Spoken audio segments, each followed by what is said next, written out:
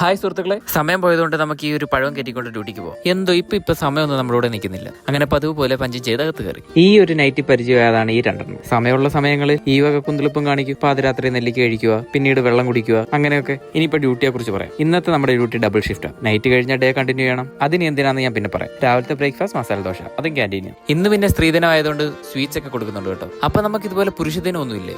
ഇനിയിപ്പോ പഞ്ചൗട്ടും ചെയ്ത് ഞാൻ ഇനി ഇറങ്ങട്ടെ. ഇന്ന് പിന്നെ ഒറ്റയ്ക്കല്ല ഡ്യൂട്ടി കഴിഞ്ഞ്, കൂടെ ഭരണിയുണ്ട്. ഇവനെന്തോ സ്കൂൾ കഴിഞ്ഞുള്ള സ്റ്റീൽ ബോഡി നിൽക്കും. ഞങ്ങൾ ആദ്യം ഓർത്ത് കയ്യിലിരിക്കുന്ന ബാഗ് ആയിരിക്കും, പക്ഷെ അല്ല, സാധനം ജലപീരങ്കിയ. ഇവൻ ഇതേപോലെ ഓരോ പരിപാടി കാണിക്കുമ്പോഴും അതേപോലെ മണ്ടയ്ക്ക് കയറ്റും. ഇനിയിപ്പോ അതെല്ലാം കഴിഞ്ഞ് ഡ്രസ്സും മാറി ബാഗും പാക്ക് ചെയ്ത് ഞാൻ ഇനി വണ്ടി കയറട്ടെ, ബാക്ക് ടു നാട്ടിലോട്ട്. അതെ, അങ്ങനെ വീണ്ടും നാട്ടിൽ പോന്നു. അതായിരുന്നു രാവിലെ ആ ഡബിൾ ഡ്യൂട്ടി ചെയ്തത്. പതിവ് പോലെ ഇവിടെ നിന്ന് ഇനി മെട്രോ കയറി ഇനി സ്റ്റേഷനിലെത്തണം. ഇനി ഈ ഒരു ആറ്റിറ്റ്യൂഡ് ഇട്ട് സ്റ്റേഷനിലോട്ട് നടക്കാം. 4:30 വണ്ടിയാണ് നമുക്ക് അവിടെ ഉള്ളത്. വണ്ടി 4 മണിയായപ്പോഴേ വന്ന് കിടപ്പുണ്ട്. അതുകൊണ്ട് അത്യാവശ്യം പെതുക്കെ പോയാലും മതി. ഇതിപ്പോ ഞാൻ ബുക്ക് ചെയ്തത് സ്ലീപ്പർ ആയിരുന്നു. വണ്ടി എടുത്തു തുടങ്ങിയപ്പോൾ അത് ലോക്കലായി മാറി. ഇതിന്റെ ഇടയ്ക്ക് സീറ്റിന് അടിയും. ഇനിയിപ്പോ അങ്ങോട്ട് കുറെ കാഴ്ചകൾ കണ്ടു പോകാം. നമുക്ക് കണ്ട് ഏതോ സമയമായപ്പോൾ ഞാനും ഉറങ്ങിപ്പോയി. ഈ വട്ടം രാത്രിയിലേക്ക് ഫുഡൊന്നും വാങ്ങിയിട്ടില്ല. ട്രെയിനിലെ മറ്റു ഫുഡൊന്നും നമുക്ക് തീരെ പിടിക്കാത്തതുകൊണ്ട് ഫ്രൂട്ട്സ് വാങ്ങി അഡ്ജസ്റ്റ് ചെയ്തു. ഇനിയിപ്പോ ഞാൻ കിടന്നുറങ്ങട്ടെ. ഇനി അങ്ങോട്ട് നാട്ടിലെ വീഡിയോ ആയിട്ട് വരാം. ഇനി അടുത്ത വീഡിയോ കാണാം. അപ്പൊ ഓക്കെ, ബൈ.